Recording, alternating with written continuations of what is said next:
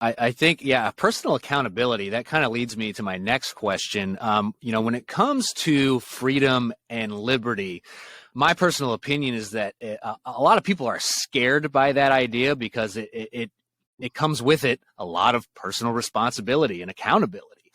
What Mm. does the Bible say about liberty, individual liberty, freedom, prosperity? Did Jesus talk about such things? What does the Bible say about that stuff? Whoa, boy. Well, I mean, throughout the Bible, teaches us the value of the individual.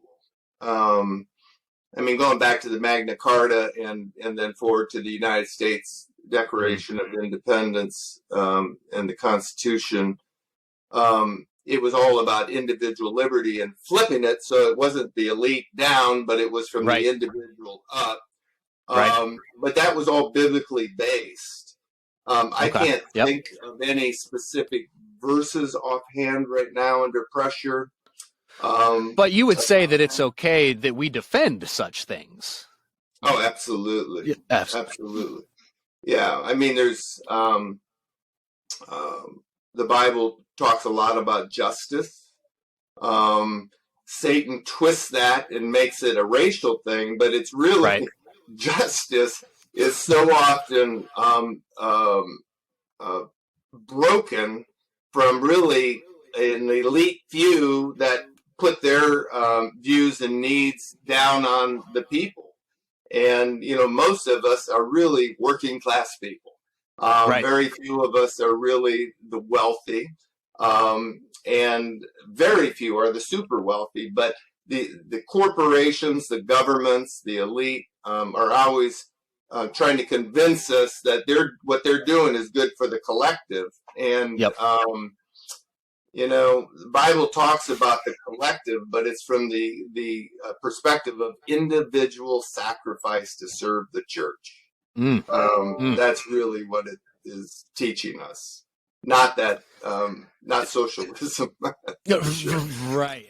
I think a lot of people get that, need to understand that it's, if an elite tells you, like, first of all, how easy is it for Satan to rule when we're at each other's throats constantly? And how good are they? Is Satan at keeping us and the elites, keeping us to not pay attention to what they're doing to screw us over?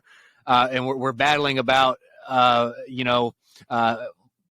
did Damar Hamlin of the Buffalo Bills? Let's argue over whether that was the vaccine or not. Let's argue over all these little things and not look at who's the marionette here, right?